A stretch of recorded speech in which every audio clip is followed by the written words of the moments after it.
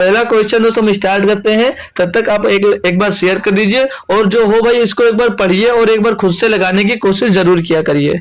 कोई भी क्वेश्चन हो दोस्त, पहला ही क्वेश्चन मेंसुरेशन का मिल गया, बढ़िया। क्वेश्चन में दिया भाई, बोला यदि एक बेलन के आधार की त्रिज्या और ऊंचाई क्रमशः 11 सेंटीमीटर और 21 सेंटीमीटर है तो बेलन का आयतन क्या होगा।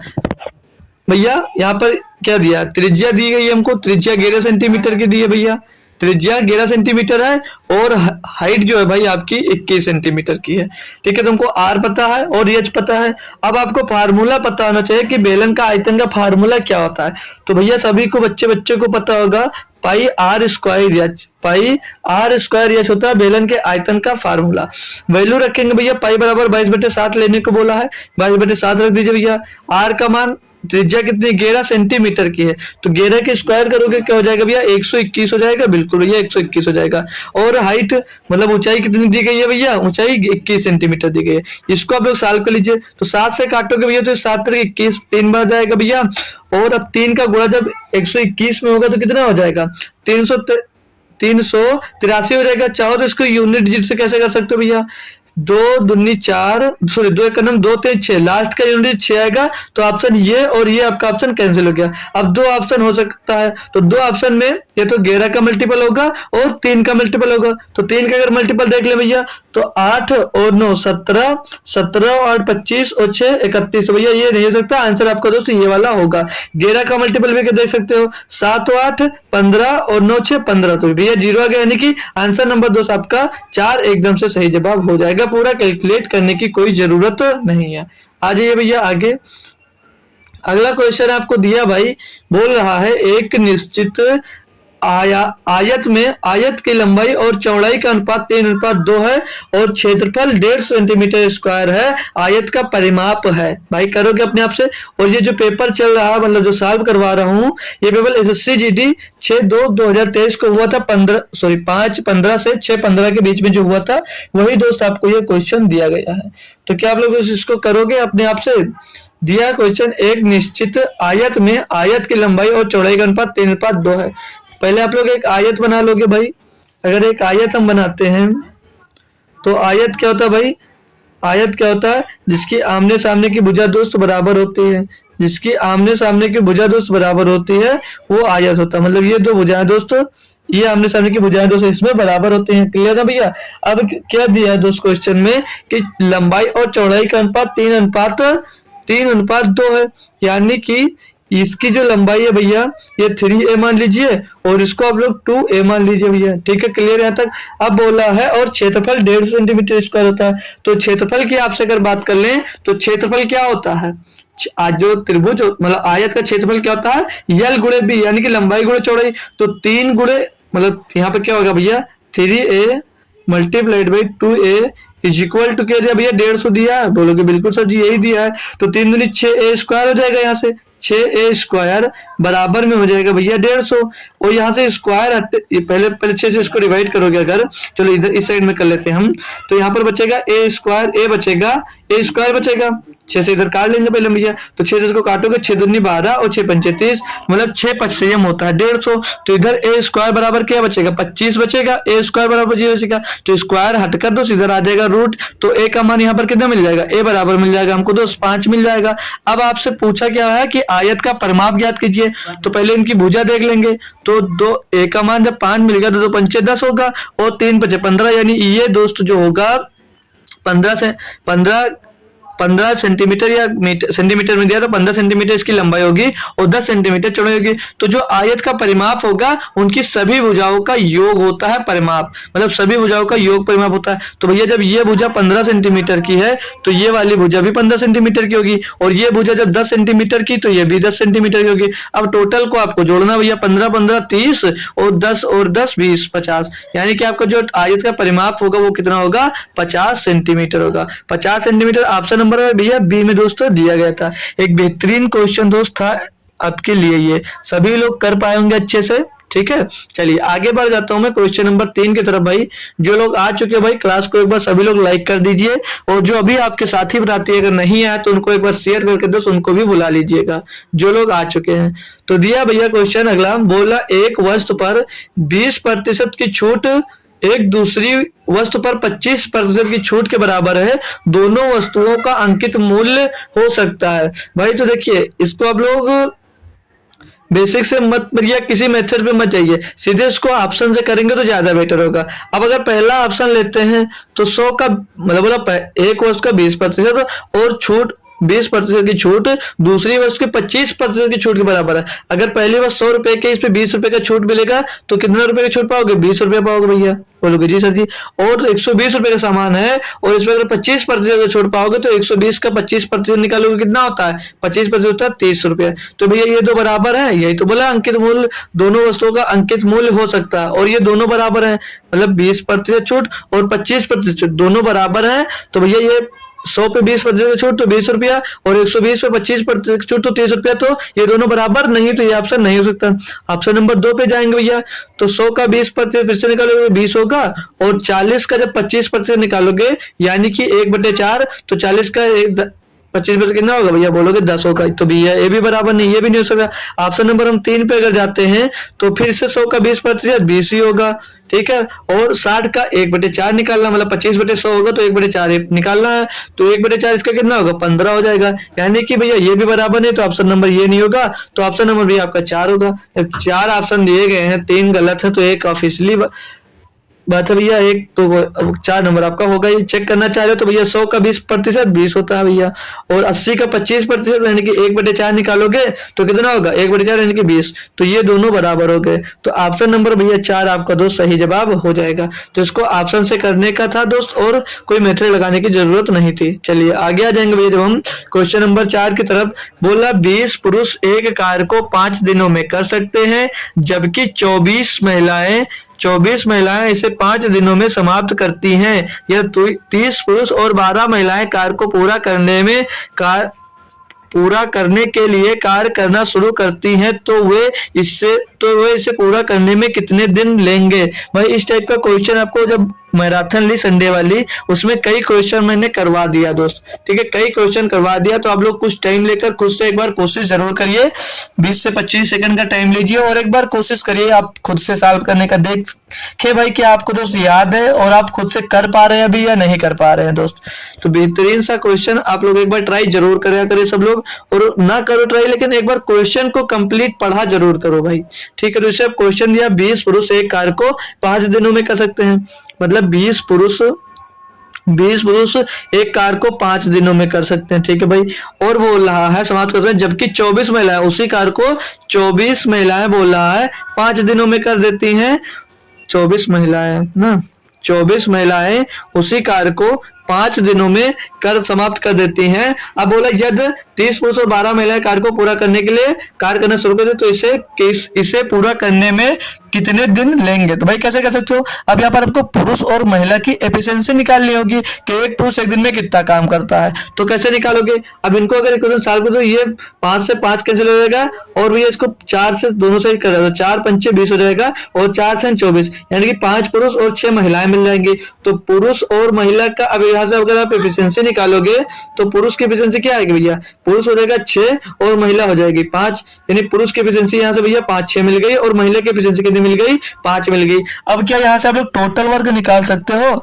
आप लोग टोटल वर्क निकाल सकते हो? तो बिल्कुल भाई, आप टोटल वर्क कैसे निकालोगे? जब आपको एफिशिएंसी पता चल जाती है तो टोटल वर्क कैसे निकाला जाता है, सारा कुछ दोस्त आपको बता रखा हूं, ठीक है। तो टोटल वर्क या तो महिला को ले लीजिए या पुरुष को लेकर एक में रख दोगे तो आप लोग टोटल वर्क निकाल सकते हो। तो अगर मैं महिला को ले लेता हूं भाई, महिला एक दिन में 5 काम करती है, एक महिला एक दिन में 5 काम करती है, तो 24 महिलाएं एक दिन में कितना काम करेंगे? 24 गुणे 5 यानी कि 24 पंचे 120 काम करेंगी, और कितने दिन में करती? 5, तो ये 5 हो जाएगा। बट्टे में अब जो बोला था कितने लोग मिलकर कार्य करेंगे तो वो रख दीजिए भैया।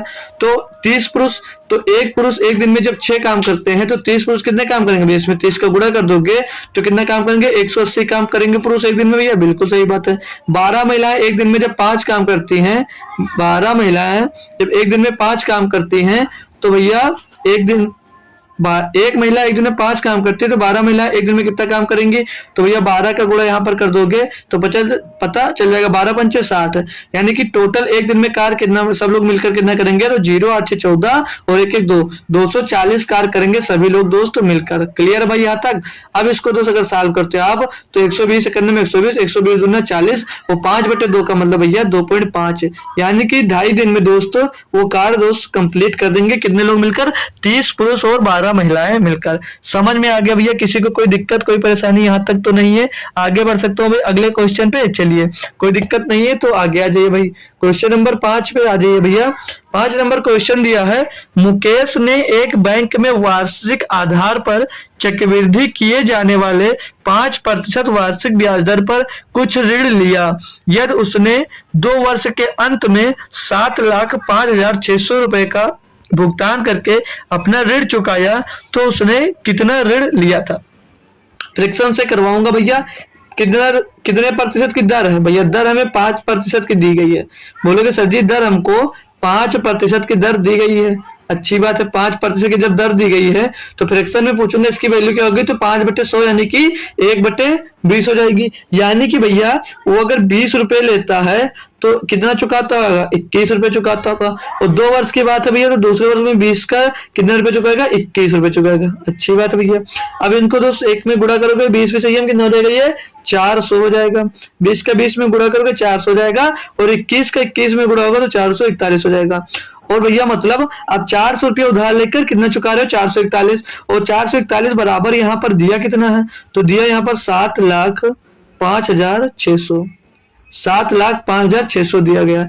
अब इसको अगर आप लोग सॉल्व करोगे एक की वैल्यू निकाल लेंगे यहाँ से हम, तो हम इसको काट देंगे 21 से, तो 21 से काटोगे इसको तो 21 या 63 हो जाएगा भैया। बोलोगे जी सर जी बचेगा कितना? यहाँ पर बचेगा भैया 21 से 63 बचा 7 बचेगा ना, फिर से 75 हो जाएगा। तो 21 या 63 फिर से जाएगा, बच जाएगा ना 12 हो जाएगा 126। तो 21 छक्के 126 होता है और 00 पीछे आ जाएगा, मतलब 33,600 हो जाएगा। फिर से 21 से इसको काटते हैं हम, तो इसको काटोगे तो 21 से करने में 21 बचेगा 12 हो जाएगा 126। तो 21 छक्के 126 यानी कि 1600 हो जाएगा। 1 बराबर 1600 हो जाएगा। क्लियर भैया? 1 बराबर 1600 हो गया। तो पूछ कर रहा भैया कि उसने ऋण कितना लिया था? ऋण उसने 400 लिया था और 1 बराबर जब आपका 400 है, 1 बराबर 1600 है, तो 400 का जब आप लोग इसमें गुणा कर दोगे तो कितना मिलेगा? कर देख लीजिए भैया, इस साइड में आंसर निकाल कर लिख देंगे हम। तो 00 इसमें है, 00 उसमें, तो पीछे कितने जीरो आ जाएंगे? 4 जीरो आ जाएंगे। 16 चौको 64 लिख दे भैया। 6,40,000 रुपए का उसने ऋण लिया होगा, तब चुकाया कितना? 7,05,600 रुपया। इतनी आसानी से भाई आप लोग इसको भी कर सकते थे। ठीक है, जो सीख गया है वो उसको दोस्त ये क्वेश्चन बहुत बेहतरीन तरीके से दोस्त लग सकता था, और जो नहीं सीखा तो उसके लिए भैया बहुत टफ होता है। और जो एक बार उससे अच्छे से सीआई सीख गया तो उसके लिए भैया बहुत आसान क्वेश्चन हो जाता है। चलिए क्वेश्चन नंबर भाई 6 पे आ जाते हैं। अगर हम 6 नंबर क्वेश्चन दिया है, ए और बी के वेतन का अनुपात 4:5 है। भैया ए और बी है भैया, कोई ए और बी है, इनके आय का अनुपात दिया गया है। इनके आय का अनुपात कितना भैया? 4:5। बिल्कुल सही बात है भैया। फिर आगे क्या मिला? और उनके व्यय का अनुपात 5:6 है। इनके व्यय का अनुपात कितना है? तो इनके व्यय का अनुपात दिया है 5:6। ठीक है, ये व्यय का अनुपात हो गया। बोल रहा है तो दोनों क्रमशः 200 रुपए और 300 रुपए बचाते हैं। ये अगर 200 रुपए बचाता है और ये अगला 300 रुपए बचाता है, तो एक का वेतन ज्ञात कीजिए। तो जब भी इस टाइप का आपको क्वेश्चन मिलेगा तो इसको क्रॉस मेथड से करना है। किससे? क्रॉस मेथड से करना है। कैसे करना होगा भैया? इनका गुणा करना होगा, इनका गुणा करोगे तो 2 छंग 1200 हो जाएगा, और इनका गुणा करोगे कितना हो जाएगा? 1500। तो भैया ज्यादा वाले में से कम को घटा देना है, मतलब 1500 में से आपको 1200 आपको घटा देना है। ठीक है भाई, 1500 में से आपको 1200 घटा देना है। बोलोगे जी सर। अब दोस्त आपको इनका गुणा करना है, इनका गुणा करना है, और इनका गुणा करना है। तो 55 25 और 6 चौके 24, 55 25 और 6 चौके 24, तो 25 माइनस 25 माइनस ये 24 हो जाएगा। अब इसमें से 25 से 24 घटेगा तो 1 बचेगा, और 1500 में से भैया 1200 घटेगा तो कितना बचेगा 300, यानी कि एक का मान यहाँ से 300 मिल गया। आपसे क्वेश्चन में क्या पूछा था, ए का वेतन ज्ञात कीजिए, तो ए का वेतन कितना था भैया, आई का वेतन कितना था, 4 था, तो 1 बराबर 300, 4 बराबर कितना होगा, 4 3 1200, तो 1200 रुपया भैया ए का वेतन होगा। ये दोस्त आसान मेथड था, और शॉर्ट मेथड से तो ऐसे इसको कर सकते हो। जब भी इस टाइप का क्वेश्चन मिले भैया तो आप लोग क्रॉस मेथड का यूज जरूर करो, ठीक है भैया, और कोई नहीं छोड़ गए। कैसे हमने किया, आय और व्यय का अनुपात लिख लिया भैया, और जितने रुपए बचाते तो वो लिख दिया। क्रॉस मेथड लगाना भैया, एक बार इनको इनको गुणा किया, एक बार हमने दोस्त, एक बार भाई इनका दोस्त गुणा करोगे, इनका और इनका गुणा करोगे, फिर ज्यादा में से दोस्त कम वाले को घटा दोगे, वो लिख दोगे भैया, ठीक है। फिर जो बचेगा दोस्त, मतलब फिर इसका गुणा करोगे, इसका गुणा करोगे, भी ज्यादा वाले में से कम घटा दोगे, जितना बचेगा उसके बराबर में दोस्तों यहाँ पर बचेगा वो होगा। तो अब आय पूछा ले रहा है, तो आय ए का 4 था, अगर यहीं पर आपसे व्यय पूछ ले जाता, यहीं पर आपसे अगर व्यय पूछ ले जाता तो व्यय इनका 5 था, तो 5 बराबर के वैल्यू में निकालना था, तो व्यय ए का कितना होता था भैया, 3 बचे 1500 रुपये, ठीक है भैया। तो ऐसे आप लोग निकाल सकते हो, जब भी इस टाइप का क्वेश्चन मिलेगा दोस्त ऐसे कर लोगे। समझ गए ना सभी भाई लोग। चलिए आगे आ जाइए क्वेश्चन नंबर 7 पे दोस्तों, बढ़िया सा बड़ा सा क्वेश्चन दिया है। क्या दिया है, बोला ए और बी और सी एक कार्य को क्रमशः 4 दिन, 8 दिन और 18 दिन में पूरा कर सकते हैं। यह तीनों बारी बारी से एक एक दिन इस प्रकार कार्य करते हैं कि ए पहले दिन कार्य करता है, बी दूसरे दिन कार्य करता है और ये सी होगा, सी तीसरे दिन कार्य करता है और ए चौथे दिन कार्य करता है, और इसी क्रम में कार्य पूरा करते हैं, तो दिनों की संख्या ज्ञात करें जिसमें 175% कार्य पूरा होगा। शायद यही क्वेश्चन या लगभग इस टाइप का क्वेश्चन मैंने दोस्त आपको करवाया था उस दिन जब टाइम एंड वर्क का क्लास हुआ था दोस्त। क्वेश्चन इतना बड़ा सा है, सोल्यूशन एकदम छोटा सा होगा, यानी खोदा पहाड़ और निकली चुईया, वही वाला दोस्त इस क्वेश्चन में है। इतना बड़ा सा क्वेश्चन है बट साल आप आसानी से कर सकते हो। सिर्फ कार्य इसमें जो कर रहे हैं सब, ये सब वैकल्पिक दिनों में कार्य कर रहे हैं, सिर्फ इतनी बात बोलनी थी। और ये फालतू का इतना बड़ा हमको दोस्त लिख कर दे दिया, इतना बड़ा उसको लिखने की जरूरत नहीं थी, सिर्फ उसमें बताना था कि ये वैकल्पिक दिनों में कार्य करते हैं। चलिए निकाल लेंगे इनकी एफिशिएंसी, फिर कार्य करवाते हैं इनसे। तो एक कार्य को 4 दिनों में पूरा कर सकता है, जो बी है भाई, बी एक कार्य को दोस्त बोल रहा 8 दिनों में पूरा कर सकता है, और जो सी है वो सी इस कार्य को दोस्त 18 दिनों में पूरा कर सकता है। ठीक है, क्लियर ना भाई। अब इनको दोस्त एक एक दिन की एफिशिएंसी निकालेंगे। ये तो टोटल कार्य करते हैं इतने दिन में, तो एक दिन में कितना काम करेंगे, तो 4 और 8 और 18 का एलसीएम कितना होगा, तो भैया 18 और 4 का एलसीएम होगा 36, और 36 और 8 का एलसीएम हो जाएगा कितना 72, यानी कि सभी का एलसीएम हो जाएगा कितना 72। तो एक दिन में ए कितना काम करेगा भैया 18 चौक 72, एक दिन में ए 18 काम करता है, और जो बी है एक दिन में भैया 8 9 72, एक दिन में 9 काम करता है, और जो सी है भैया एक दिन में कितना काम करता है, तो 18 चौक 72, एक दिन में 4 काम करता है। अब बोला तो वे वैकल्पिक दिनों में जब कार्य करते हैं, यानी कि और ए से शुरू करता है, यानी पहले दिन ए करता है, दूसरे दिन भैया बी करेगा, फिर तीसरे दिन सी करेगा, फिर चौथे दिन ए बी सी, ऐसे कंटिन्यू चलता जाता है। ए एक दिन में कितना काम करता है भैया 18 काम करता है, बी एक दिन में कितना काम करता है 9 काम करता है, सी एक दिन में कितना काम करता है, तो बोलोगे 4 काम करता है। तो टोटल इनको जोड़ेंगे 18 9 27 और 4 31, मतलब जो 31 काम होगा, ये 31 काम होगा तो कितने दिन में होगा, 31 काम जो होगा वो कितने दिन में होगा, तो 31 काम भैया 3 दिन में कंप्लीट होगा। 31 काम 3 दिन में कंप्लीट हो रहा है। ठीक है, यहां तक आप अपनी बात को रोकिए, और क्वेश्चन में आ गया ये दिया है जिसमें 175% कार्य पूरा हो गया, तो हमको भैया 72 जो कार्य है इसका 175% कार्य करवाना है। तो हम लोग भैया 72 का 175% निकाल सकते हो, कोई दिक्कत नहीं, बहुत आसानी से आप लोग इसको 175% का निकाल सकते हो भैया। कैसे करोगे आप, अब इसको अगर काट लोगे 25 सत्ते 175, 25 चौके 100 और 4 से इसको काटोगे तो 18 बढ़ जाएगा। अब आपको कार्य कितना करना रहेगा भैया, 18 सत्ते 126 कार्य, 126 कार को भैया कंप्लीट करना है, 126 कार को आपको दोस्त कंप्लीट करना है। तो 3 दिन में आप 31 काम करते हो, तो 126 कार को करने में कितना टाइम लगेगा भैया, तो लगभग 4 बार जाएगा, मतलब यहाँ पर 4 का गुणा कर देंगे तो 31 चौके हो जाएगा 124 काम, यानी कि 124 काम की बात कर लें तो 124 काम कितने दिन में दोस्त पूरा होगा, 124 काम पूरा होगा भैया 3 यहाँ पर जब 4 का गुणा होता है इसमें भी 4 का गुणा हो जाएगा, तो यानी कि 24 काम कितने दिन में पूरा होगा भैया? 12 दिनों में। 124 काम 12 दिनों में पूरा होगा। अब काम कितना बचेगा आपके पास? तो काम बचेगा भैया 2, करेगा कौन? ए, यानी कि इधर 12 दिन लगा और 2 काम बचा है, 2 काम को कर कौन रहा भैया? 18 दिन, एक दिन में ए कर देगा, तो एक में 18 काम करता है, तो 12 सही 2/18 यानी कि 1/2 तो 9 हो जाएगा। तो 12 सही 1/9 दिन में टोटल कार्य पूरा होगा। 12 सही 1/9 दिन में टोटल कार्य पूरा होगा भैया। ऑप्शन में सिर्फ 12 दिया है, तो लगभग आप 12 ऑप्शन में टिक कर सकते हैं। अच्छा, आपसे एक मैं यहाँ पर क्वेश्चन पूछ लूं, अगर यहाँ पर ऑप्शन में 13 दिन होता तो कौन सा आंसर आप लोग टिक करते? तो आप लोग भैया कौन सा आंसर टिक करते? 12 टिक करते या 13 टिक करते? ये बात आप लोग दोस्त कमेंट करेंगे एक बार। अगर यहाँ पर ऑप्शन में दोस्त 12 भी होता है और 13 भी होता, मतलब 12 दिन और 13 दिन दोनों होते, तो कौन सा ऑप्शन आप टिक करते? 12 दिन वाला सही मानते या 13 दिन वाला सही मानते? सभी बच्चे एक बार दोस्त तुरंत बता देंगे। सारी बात को छोड़कर आप यहाँ पर ध्यान दीजिए, अगर इस क्वेश्चन में 12 दिन और 13 दिन दोनों दिया होता तो आप लोग कौन सा ऑप्शन टिक करते? तो वहां पर आप लोग ऑप्शन कौन सा टिक करते भैया? अगर 12 टिक करते तो 12 आपका गलत होता। यहाँ पर ऑप्शन तो सही हो जाता हमारा 13। क्यों सही हो जाता? क्योंकि भैया 12 दिन में 124 काम आपका कंप्लीट हो रहा था, जो 2 कार्य बच जाता है वो 2 कार्य का पूरा होगा तो 13वें दिन पूरा होगा, तो ऑप्शन नंबर 13 ही सही होता। ठीक है भाई, क्लियर हो गया? तो अब मिल भी जाए तो आप लोग वहां पर नहीं फंसेंगे। आगे आ जाइए, क्वेश्चन नंबर 8 में आपको दिया है, क्वेश्चन नंबर 8 दिया है, एक स्कूल में लड़के और लड़कियों का अनुपात 7:11 है। यदि स्कूल में 3420 छात्र हैं, 3420 छात्र हैं, तो स्कूल में कितनी लड़कियां हैं? स्कूल में केवल लड़के और लड़कियां हैं, सिर्फ 2 चीजें, मास्टर नहीं है यहाँ पर। ठीक है, अकेले सब पढ़ते हैं क्या? 7:11 के अनुपात में भैया, तो 7:11 यानी टोटल कितने हैं? तो 18 है, और 18 बराबर यहाँ पर दिया कितना है? 3420 दिया। बोलोगे जी सर जी एक का मान निकाल सकते हो? बिल्कुल निकाल सकते हो सर जी। तो 18 का नाम 18 हो जाएगा, बचेगा कितना? बचेगा 16, हो जाएगा ना 16 हो जाएगा 162, तो 18 न भैया 162, 18 न भैया 162 हो जाएगा।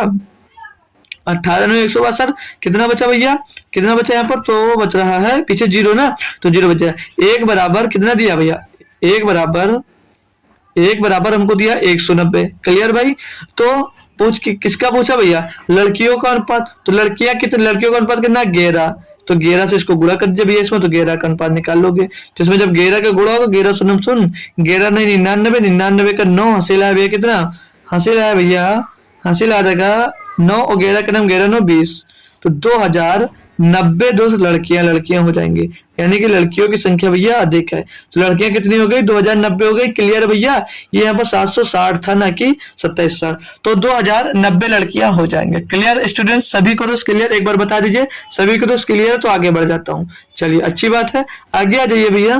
क्वेश्चन नंबर 9 दिया है, एक वस्तु की कीमत में 5% और 5% की 2 क्रमिक वृद्धि निम्नलिखित में से किस एकल वृद्धि के बराबर है? तो भैया इतना तो सभी को मालूम है, भैया जब 5% की दर से 2 वर्ष में भैया चक्रवृद्धि ब्याज बढ़ता है, और जब सेम प्रतिशत वृद्धि होती है तो उसी का स्क्वायर बटे 100, यानी कि 5 का स्क्वायर बटे 100, 5 के स्क्वायर बटे 100 बट कितना हो जाएगा? 25 बटे 100 यानी कि 0.5 हो जाएगा। 0.25% बढ़ेगा, और भैया साधारण ब्याज पे 5-10% बढ़ेगा, और जब चक्रवृद्धि ब्याज होगा तो 0.25 अधिक बढ़ेगा, यानी कि ऑप्शन नंबर 4 सही जवाब हो जाएगा। कर कैसे सकते हो इसको? अपने रामबाण फार्मूला से भैया, x प्लस xy अपॉन 100, इससे दोस्त आप लोग इसको कर सकते हो। यानी कि x का मान 5 और दोनों y का मान 5, यानी कि दोनों भैया बढ़ रहा है तो प्लस ही में होगा, और 5 गुणे 5 xy 5 गुणे 5 बट्टे में दोस्त कितना हो जाएगा? 100। इधर बराबर में जब आओगे भैया 5 5 10 और प्लस में 25 बटे 100, 25 बटे 100 का मतलब 0.25 हो जाएगा, और इसको भैया सॉल्व करोगे तो 10.25% इसका 10.25% भैया वृद्धि होगी। ये एकल छूट होगी। इतना आसान क्वेश्चन भैया आपसे जीडी में पूछा गया था। क्लियर? सभी स्टूडेंट्स को समझ में आया ना ये कैसे हुआ दोस्त? चलिए आ गया भैया 10 नंबर क्वेश्चन पे आ गए हम। क्वेश्चन नंबर 10 कर बताइए दोस्त क्या दिया है? बोला 10,000 रुपए के एक बिल के लिए 30% की छूट और 22% और 8% की दो क्रमिक छूट के बीच का अंतर क्या है। अब भैया एक तो कंफर्म है कि 30% की छूट टोटल दे रहा है, लेकिन इसमें भैया 22% और 8% की दो छूट दे रहा है। पहले 22 का दे रहा है, फिर 8 का दे रहा है, तो सक्सेसिव जो अभी रामबाण फार्मूला लगाए हैं दोस्तों, उससे इसको कर सकते हो। मतलब पहले भैया 22 का दिया, बोलोगे जी सर जी, दोबारा फिर से इसने कितना के दिया, 8% का दिया, फिर माइनस लगाओगे 22 गुणे 8, 22 गुणे 8 बटे में दोस्त कितना हो जाएगा, ये 100। इसको साल को 22 8 30 हो जाएगा भैया, 22 8 30 और माइनस का 22 अट्ठे कितना होता है, 100, 22 अट्ठे भैया हो जाएगा आपका 176, 22 अट्ठे 176 और 100 से भाग करोगे एक अंक के बाद दशमलव लगेगा, यानी कि 1.16। अब भैया मैं बात कर लूं आपसे कि 30% की छूट जब दोगे तो पूरे के पूरा आप लोग 30% छूट पा रहे हो, लेकिन 22% और 8% की जब दो क्रमिक छूट दे रहे हो तो कितना कम छूट पा रहे हो भैया, 1.76%, यानी कि कम भैया पा रहे हो। मतलब जैसे आपने 10,000 रुपए का सामान खरीदा, उस पर अगर दुकानदार आपको 30% की छूट देगा तो अच्छी बात है। अगर आपको जब एक 22% की छूट देगा और फिर उसके बाद उस पर एक क्रमिक छूट 8% की और देगा तो वहां पर आपको कितने का लॉस होगा, तो आपको 1.76% का लॉस हो जाएगा। यही इसमें पूछा भैया कि दो क्रमिक छूट के बीच का अंतर कितना भैया, तो इनके बीच का अंतर कितना है, वैसे इनके बीच का अंतर कितना भैया, तो 30 से 30 भैया, जो इसे देखिए 30% छूट है यहाँ पर, 30% यहाँ पर छूट कैंसिल हो गया, तो माइनस का 1.76% का अंतर आ रहा है। तो भैया 10,000 का सिर्फ आपको क्या निकालना है, 1.10,000 लिखना भाई, 10,000 का 1.76% आपको निकालना, तो बट्टे में तो ये 100 आ जाएगा। ठीक है ना भैया। अब इसको सॉल्व कर लोगे जब, तो 1 0 2 0 1 0 2 0 यहाँ से पॉइंट हटेगा और ये 2 0 कैंसिल हो जाएगा, यानी कि इनके बीच का अंतर कितना है, तो 176 रुपए का अंतर है भैया। सभी को समझ में आ गया बात ना, यहाँ पर कोई दिक्कत किसी को तो नहीं होगी, नहीं होनी चाहिए थी भैया।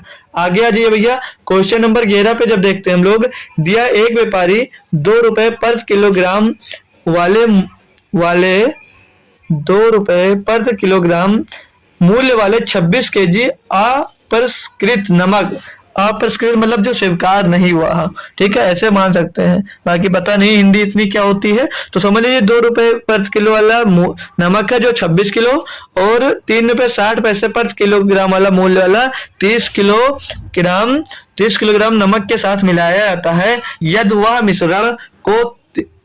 मिश्रण को 3 रुपए प्रति किलोग्राम से बेचा जाता है तो लाभ प्रतिशत ज्ञात कीजिए। अब देखिए भैया 2 रुपया मूल्य वाला है, कोई 2 रुपया मूल्य वाला है, तो एलिगेशन लगा दीजिए।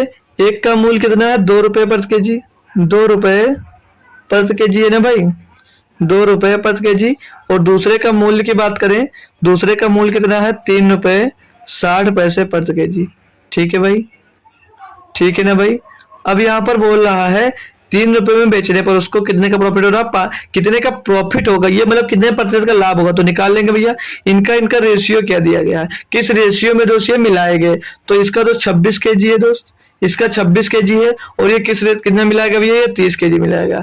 तो इनका दोस्त रेशियो निकालेंगे, जब इनका रेशियो निकालेंगे तो 13 आ जाएगा, 2 से काटेंगे, इसको निकालेंगे तो 15 आ जाएगा, यानी कि दोस्त ये 13 और 15 के रेशियो में दोस्त मिलाए गए हैं। अब दोस्त कैसे निकालते थे बीच वाली वैल्यू, इनको गुणा करेंगे तो कितना हो जाएगा, इनको जब गुणा करते हैं तो यहाँ पर कितना हो जाता है, तो 13 दूना 26 हो जाएगा फिर से, और इनको गुणा करके जोड़ देंगे तो 36 का गुणा मान लीजिए 15 में करेंगे तो 15 छक्का 90, 0 हो गया खत्म, 9 बचा हासिल, 15 45 होने के अंदर 54, यानी कि टोटल ये 54 हो जाएगा।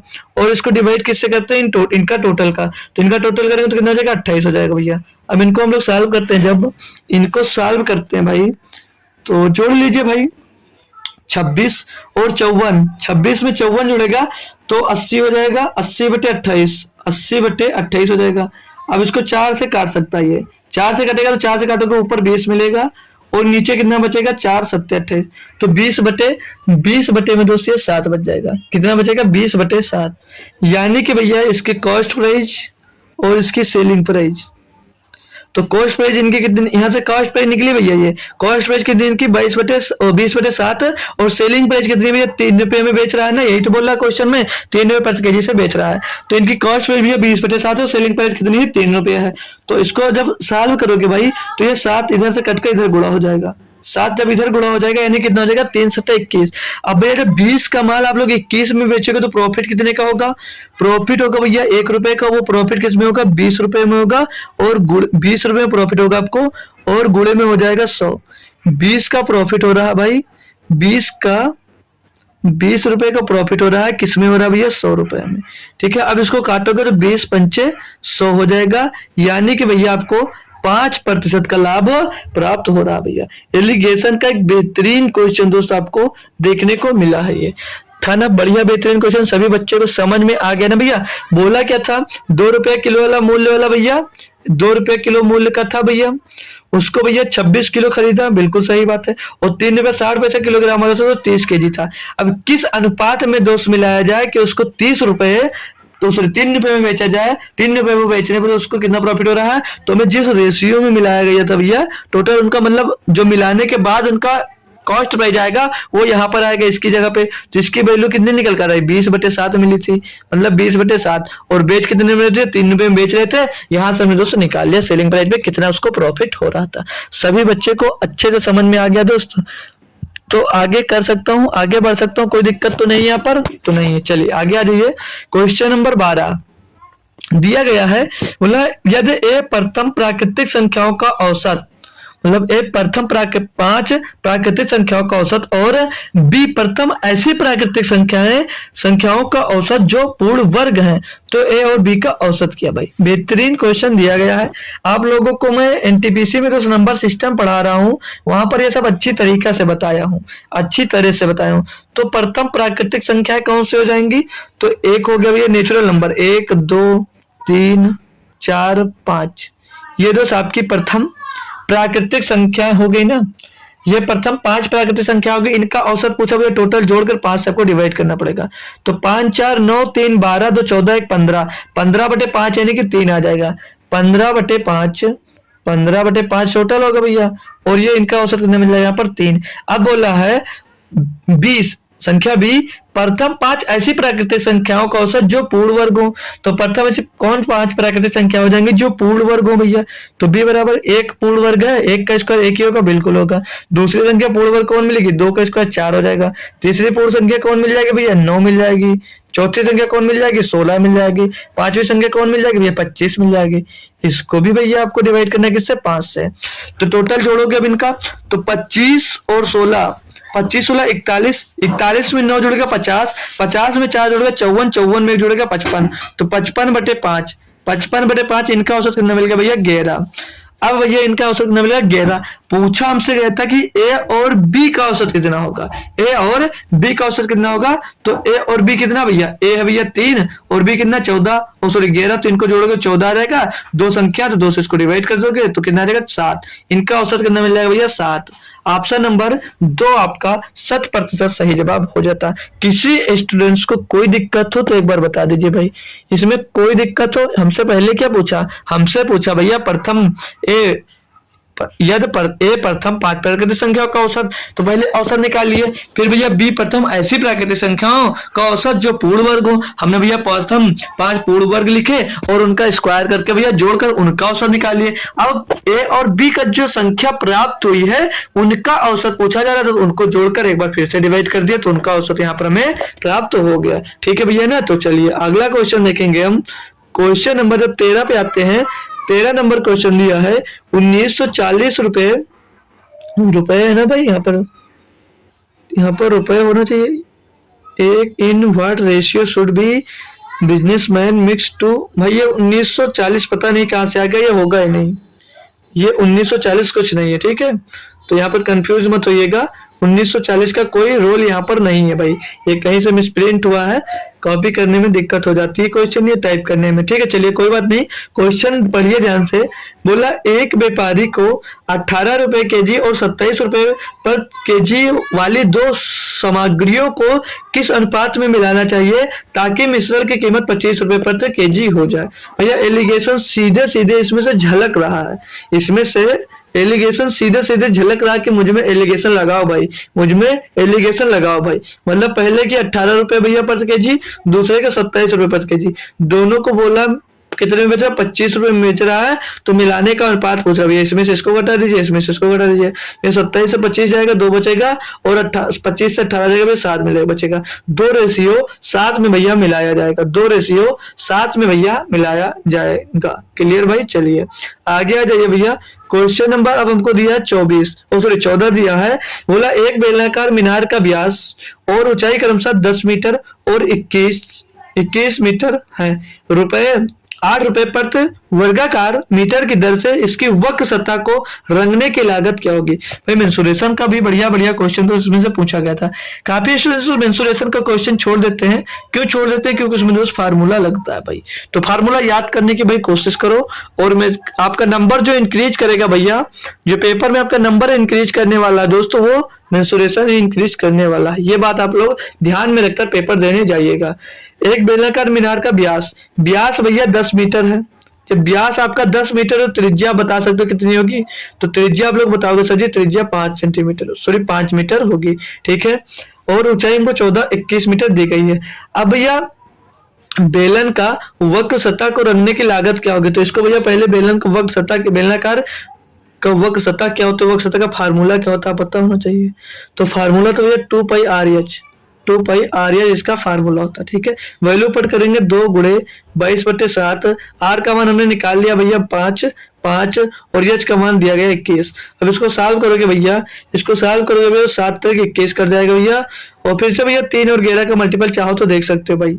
3 और 11 का मल्टीपल देखोगे तो 5 1 6 3 9 भैया ये हो सकता था इनका मल्टीपल, और 9 4 13 और 8 17, तो भैया ये नहीं हो सकता। 5 4 9 9 18 भैया ये हो सकता है, और 5 2 7 7 और 8 15 भैया ये भी हो सकता है। तो अब 11 का मल्टीपल अगर देख ले हम, अगर 11 का मल्टीपल देखना चाहो आप लोग, तो 11 का मल्टीपल देखोगे भाई, यहाँ पर 3 आया है, तो 11 का मल्टीपल देखो तो 5 3 8 1 बचेगा, कुछ नहीं बचेगा। और 8 4 12, 12 से 3 जाएगा, 12 से 9 जाएगा, 3 बचेगा, ये नहीं हो सकता। 5 4 9, 9 से 4 जाएगा भैया, सॉरी 9 5 14, 14 से 4 जाएगा, बचेगा 10, ये नहीं हो सकता। 8 5 13, 13 से 2 जाएगा, बचेगा भैया 11। तो ऑप्शन नंबर 4 आपका करेक्ट जवाब हो सकता है। सॉल्व करना चाहोगे कर सकते हो। 3 5 15, 15 दूना 30, 3 5 15 दूना 30, तो 22 × 30 आ जाएगा। 22 × 30 होगा ना भैया, 7 21, और यहाँ पर 5 है। ठीक है, 3 5 15, 15 दूना 30 आ गया भैया। अब इसको सॉल्व करोगे तो 22 × 6 660 रुपए आ गया। कंफ्यूज नहीं होना कि 660 हमारा आंसर नहीं हो रहा। अब भैया ये जो निकल कर आया आपका, जो ये निकल कर आया, ये 1 मीटर रंगने का है। प्रति मीटर कितना रंगता भैया, 8 रुपए प्रति मीटर की दर से रंगता। तो 8 से इसमें गुणा कर दीजिए, तो 8 शून्य 8 48 के 8 हासिल आ जाएगा भैया कितना, 4 8 6 48 48 4 52, तो 5280 रुपया करेक्ट जवाब आपका हो जाएगा। चाहे तो भैया मल्टीपल देखकर भी आप लोग आंसर कर सकते थे। क्वेश्चन नंबर 15 दिया है, एक व्यक्ति ने 25 रुपए प्रति लीटर के क्रय मूल्य पर 25 लीटर दूध खरीदा। मतलब 25 रुपए की दर से भैया, 25 रुपए की दर से भैया उसने जब 25 लीटर दूध खरीदा होगा, तो कितने रुपए उसका टोटल लगा होगा, 25 25 625 रुपए उसका लगा होगा। बोल रहा है अब उसने इसमें 5 लीटर पानी मिला दिया और मिश्रण को क्रय मूल्य पर बेच दिया, यदि व्यक्ति के लिए लाभ प्रतिशत क्या। भाई देखिए 25 लीटर दूध खरीदा था, इसको 30 लीटर दूध बना दिया, 5 लीटर जब दूध मिला दिया भैया उसमें, तो 30 लीटर दूध हो गया। और बेच रहा अपने कॉस्ट प्राइस पर, यानी 25 में खरीद कर 25 में बेच रहा है, तो 25 या 75 यानी 750 रुपए में दोस्त बेचा। तो भैया उसका प्रॉफिट कितना हो गया भैया, यहाँ पर जो प्रॉफिट हुआ कितना दिख रहा है भैया, 125 रुपए का प्रॉफिट हो रहा है। और प्रॉफिट हमेशा होता किस पर है, होता हमेशा प्रॉफिट भी भैया कॉस्ट प्राइस पे होता है। कॉस्ट प्राइस कितना, 625 गुणे भैया 100, तो 125 पंचे 625, 5 से 20, 100 को काटो तो 20 आ जाएगा भैया। उसको 20% का प्रॉफिट हो रहा है सिर्फ पानी मिला देने में। तो भैया ये काम कौन करता है, दूध में पानी मत मिलाया करो यार। कोई है जो इसमें दूध में पानी मिलाकर बेचता हो, कोई भाई है जो दूध में पानी मिलाकर बेचता है इसमें। चलिए कोई बात नहीं, बेचते हो भी भैया तो अपना अपना रद्दा है, जैसा चाहो वैसा करो, हमसे भैया कोई मतलब नहीं, कोई बुरा मत मानना। ठीक है भाई। क्वेश्चन नंबर 16 दिया है, बोल रहा है एक धनराशि 20% प्रति वर्ष की चक्रवृद्धि ब्याज दर पर 2 वर्षों के लिए उधार दी जाती है। मतलब एक धनराशि 20% दर पर भैया 2 वर्षों के लिए उधार दी जाती। तो भैया आगे बढ़िए, जिसमें ब्याज की गणना वार्षिक रूप से चक्रवृद्धि आधार पर की जाती है। जिसमें ब्याज की गणना वार्षिक रूप से चक्रवृद्धि आधार पर की जाती है। जो 2 वर्ष के लिए 20% की दर से आप उधार लिए हो, उसमें जो ब्याज लगेगा वो चक्रवृद्धि लगेगा। आगे ये यदि ब्याज अर्धवार्षिक रूप से चक्रवृद्धि किया जाता है तो धनराशि पर 3133 रुपया ब्याज अधिक प्राप्त होता है। धनराशि ज्ञात कीजिए। भाई एक बेहतरीन क्वेश्चन दोस्त, ये परसेंटेज मतलब चक्रवृद्धि ब्याज का सीआई का दोस्त दिया गया है। ठीक है, ये सीआई का एक बेहतरीन क्वेश्चन दोस्त दिया गया है। अगर आप लोग इसको कर लेते हो, आप लोग इसको कर लेते हो भैया, तो आप लोग चक्रवृद्धि ब्याज का कोई भी क्वेश्चन कर लोगे, क्योंकि बहुत इंपॉर्टेंट क्वेश्चन हो जाता है। बड़ा है इसलिए इंपॉर्टेंट नहीं है भाई, ये सच में भैया इंपॉर्टेंट क्वेश्चन है। अभी देखना तो इसको जब सॉल्व करेंगे तो कैसे सॉल्व दोस्त होगा। पहले भैया 20% की दर से ले रहा हो, ब्याज की गणना वार्षिक रूप से हो रही है, तो 20% की दर होगी तो 20% की फ्रैक्शन वैल्यू पूछ लो तो क्या होगी, बताओगे भैया 20% फ्रैक्शन वैल्यू क्या होती है। तो आपने पढ़ा भैया 1/5 होती है, यानी कि भैया 5 रुपए लेते हो पहले साल में, चुकता कितना करते हो 6 रुपया। दूसरे साल में फिर से 5 रुपए लेते हो, चुकता कितना करते हो 6 रुपए। यानी कि भैया हम 25 रुपए लेते हो और चुकता कितना करते हो 36 रुपए, जब दर आपकी 20% होती है, जब दर आपकी 20% होती है। अब यहाँ पर बोल रहा है जब भैया यदि ब्याज अर्धवार्षिक रूप से चक्रवृद्धि हो, अर्धवार्षिक रूप से होगा यानी ब्याज को भैया 2 से डिवाइड करोगे कितना आ जाएगा 10%, 10% आ जाएगा। और 10% की फ्रैक्शन वैल्यू होती है 1/10। और 2 वर्ष की बात कर रहा था, तो 2 वर्ष में हाफ ईयरली कितनी होंगी, तो 4 हाफ ईयरली होंगी। 2 वर्ष में कितनी हाफ ईयरली होंगी, तो बोलोगे 4 हाफ ईयरली होती हैं। तो यानी कि जब 10 रुपए लेते हो तो चुकता कितना करते हो 11 रुपए, फिर से दोबारा 10 रुपए लोगे, दूसरी हाफ ईयरली में चुकता 11 रुपया, तीसरी हाफ ईयरली में 10 रुपए लोगे, चुकता कितना करोगे 11 रुपए, चौथी हाफ ईयरली में 10 लोगे, 11 चुकता करोगे। क्लियर है भाई। तो यहां पर आ जाइए, अगर आप लोग दोस्त यहां पर आएंगे तो आप लोग टोटल धनराशि कितनी उधार लेते हो देखेंगे, तो 10 का गुणा 4 बार होगा, 10 की पावर 4 यानी कि 10,000 हो जाएगा। 10 की पावर 4 यानी कि 10,000 हो जाता है। और भैया यहाँ पर 11 की पावर 4, 11 की पावर 4 कितना है, जिस बच्चे को मालूम है नहीं मालूम है तो आप लोग 11 का क्यों मालूम है 1331 में 11 का गुणा कर निकाल सकते हो, और जिसको मालूम हो डायरेक्ट लिख सकते हो। तो कितना होता है भैया 14,641 रुपए, 14,641 रुपए। यानी कि भैया 10,000 रुपए की धनराशि लोगे और चुकता कितना होगा 14,641 रुपए। लेकिन यहाँ पर बोला क्या गया भाई, जो धनराशि है आपकी, धनराशि दोनों जगह समान होगी, मतलब धनराशि यहाँ पर भी समान होगी और धनराशि यहाँ पर भी समान होगी। बस वहां पर 30% वार्षिक ब्याज लग रहा था और यहाँ पर हाफ ईयरली ब्याज लग रहा है। तो यहाँ पर 10,000 है तो यहाँ पर 10,000 करने के लिए यहाँ पर क्या गुणा, कितना गुणा भैया 400 का गुणा कर दोगे तो ये 10,000 के बराबर हो जाएगा। तो 25 में जब 400 का गुणा करते हो तो ये 10,000 के बराबर हो जाता है, 10,000 के बराबर हो जाता भैया। तो जब इधर गुणा हुआ तो इसमें भी 400 का दोस्त गुणा हो जाएगा। जब इसमें 400 का गुणा होगा तो 36 चौके कितना होता है, 36 चौके होता है 36 दूना 72, 72 दूना 144, तो कितना होता है 144, 144, 144 फिर पीछे डबल जीरो। यानी कि जब 20% वार्षिक दर होगी तो कितना यहाँ पर ब्याज मिलेगा, तो यहाँ पर ब्याज बोलोगे मेरे भाई हमको मिलेगा 4400 रुपए का ब्याज, हमको मिलेगा भैया 4400 रुपए का। और जब 10% वार्षिक ब्याज होगी तो यहाँ पर कितना मिलेगा आपको 4641 रुपए ब्याज मिलेगा।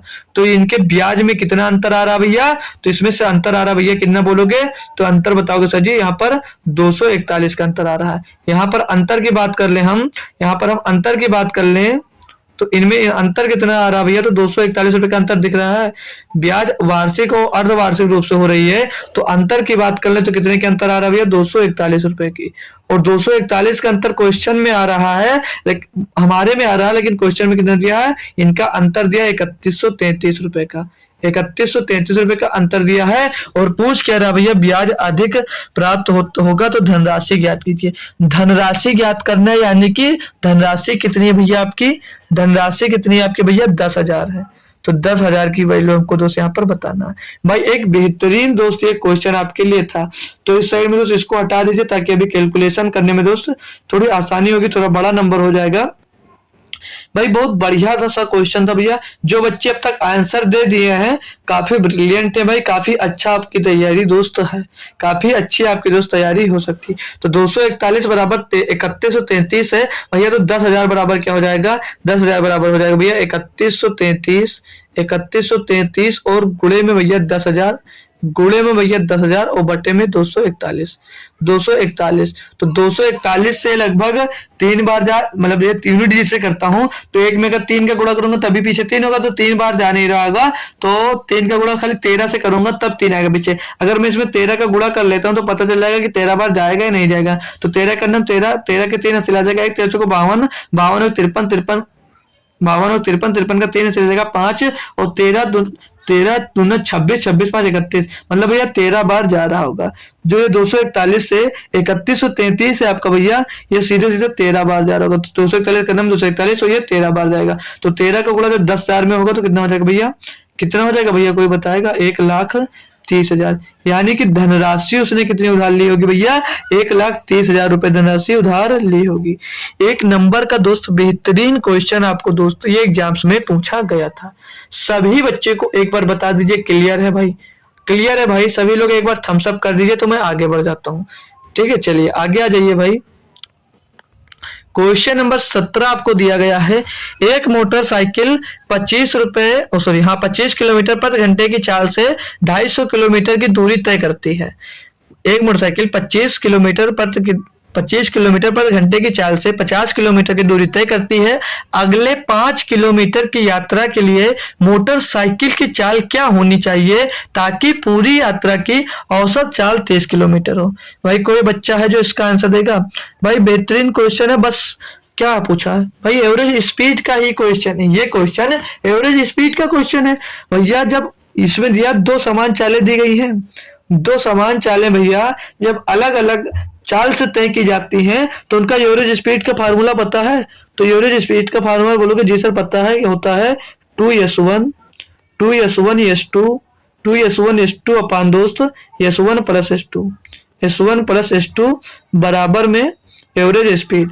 ये होता है एवरेज स्पीड का फार्मूला। कब? जब दो समान दूरी को और दो समान दूरी को दो अलग अलग भिन्न चालों से तय किया जाता है, तब ये फार्मूला दोस्त वहां पर हमारा लग जाता है ना भाई, है ना भाई, क्लियर है ना? तो लगा दीजिए भैया। अब यहाँ पर वैल्यू पुट करोगे तो हमको पहली चाल हमको ज्ञात है, मतलब 25 किलोमीटर की पर घंटा से एक चाल बता दो, 2 गुणे 25 गुणे में s2, 2 गुणे में 25 गुणे में s2 बटे में 25 प्लस s2, 25 प्लस s2 और बराबर में ये एवरेज स्पीड कितनी देर की पहले से 30 किलोमीटर पर घंटा। सॉल्व करोगे भैया तो 25 दूना 50 s2 हो जाएगा, इधर 50 s2 हो जाएगा इधर, और इस साइड में आओगे भैया तो 25 इधर 25 का गुणा 30 में होगा तो कितना हो जाएगा, 25 या 75 हो जाएगा भैया 750। कितना हो जाएगा 750, 750 और 30 का गुणा भैया s2 में होगा तो 30 s2 हो जाएगा। कितना हो जाएगा 30 s2 हो जाएगा। दिख नहीं रहा है भैया तो इसको नीचे लिख लीजिए, दिख नहीं रहा है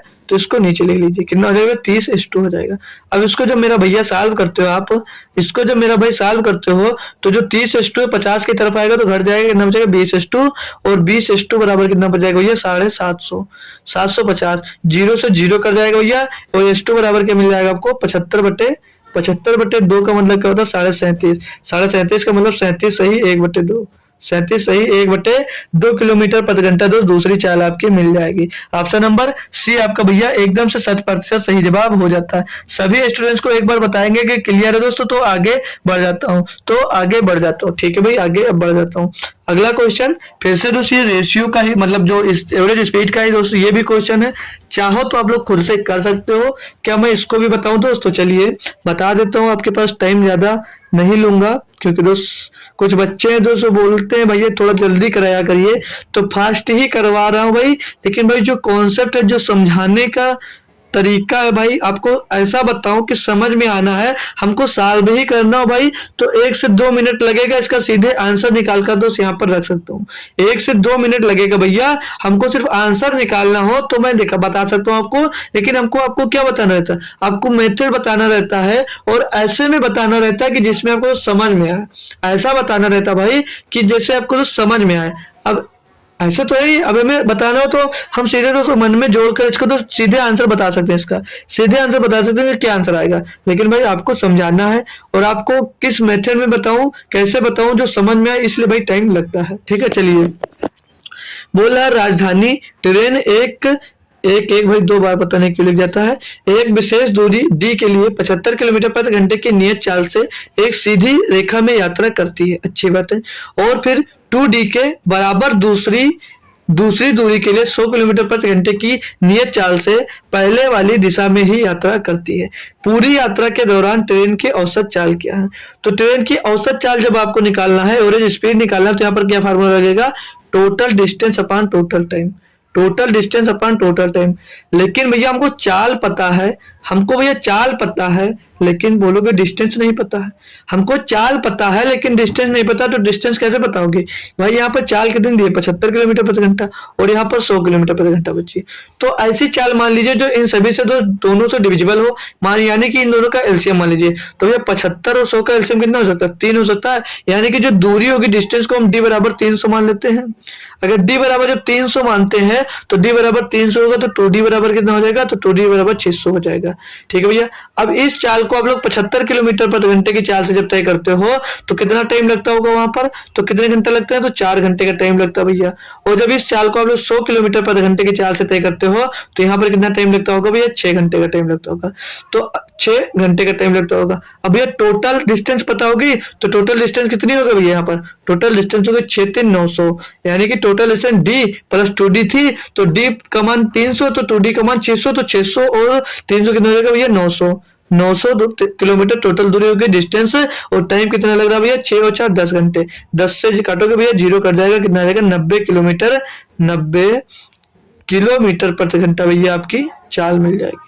था ना भैया एक बेहतरीन क्वेश्चन एवरेज का, बढ़िया सा 18 नंबर क्वेश्चन बढ़िया सा था। लास्ट क्वेश्चन, क्वेश्चन नंबर 19 देखेंगे भाई। दिया हुआ सबसे बड़ी संख्या कौन सी है जिससे जब 1658 और 2038 को विभाजित किया जाता है तो शेषफल क्रमशः 7 और 6 बचता है। एलसीएम निकालना है, लेकिन जब शेषफल 7 बचता है यानी कि जो संख्या डिविजिबल होगी वो कौन सी संख्या होगी भैया? तो 1658 में 7 घटा दोगे, यानी कि वो संख्या जो होगी 1651 इन संख्याओं से पूर्णतः विभाज्य होगी। और इसमें 6 शेष बचता है, यानी कि 2032 ऐसी संख्या होगी जो इनमें से किसी न किसी से पूर्णतः विभाज्य होगी। जिससे भैया पूर्णतः विभाज्य होगी वही आपका आंसर हो जाएगा, वही आपका दोस्त आंसर हो जाएगा। ठीक है भाई, ठीक है ना भाई? क्लियर है? ठीक है ना? ठीक है ना? तो अब भैया कैसे करोगे? तो ऑप्शन से ही मैं करने के लिए इसका दोस्त राय दूंगा, मैं इसको दोस्त ऑप्शन से ही करने के लिए इसको सजेस्ट करूंगा। तो भैया 102 है जो 112 कभी नहीं हो सकता, क्योंकि जो सम पूर्णांक है 2 और 2 का गुणा किसी में भी कर दो तो 151 कभी नहीं आएगा। तो भैया एलसीएम ज्ञात करना है कि आप अपने आप से कर लोगे, तो कर कैसे सकते हो? आप सभी से डिवाइड करोगे तो काफी टाइम लगेगा। तो ध्यान दीजिए, अब इन दोनों का अंतर देख लीजिए। तो 2032 से आप लोग जब 1651 को डालोगे तो कितना बचेगा? पीछे भैया 1 बचेगा, 13 में 5 जाएगा, बचेगा कितना? 8। और यहाँ पर कितना हो जाएगा भैया? हो जाएगा भैया यहाँ पर हो जाएगा भैया 9, 9 से 6 जाएगा, बचेगा 3। और आगे कुछ भैया 381 जो बचा भैया। अब इन नंबरों से देख लीजिए किस नंबर से दोस्त डिवाइड है 381, तो वही इसका हिस्सा बनेगा। तो भैया 117 कितना होता है? 351 होगा? नहीं होगा। 137 करोगे भैया तो 137 त्या 111 होता है, तो कितना हो जाएगा? 411 हो जाएगा भैया। 127 त्या कितना होता है? 381। तो भैया ए ऑप्शन इसका एकदम से सही जवाब हो जाता है। मतलब 127 ऐसी संख्या होगी जिससे इनको विभाजित करोगे तो इसमें 7 से शेष बचेगा और इसमें 6 से शेष बचेगा। तो ऑप्शन नंबर ए इसका सही जवाब हो जाता है। अगला क्वेश्चन फिर से एक आसान सा क्वेश्चन भैया, आपको फिर से देना है होमवर्क में इसका आंसर, होमवर्क में आंसर देना है। और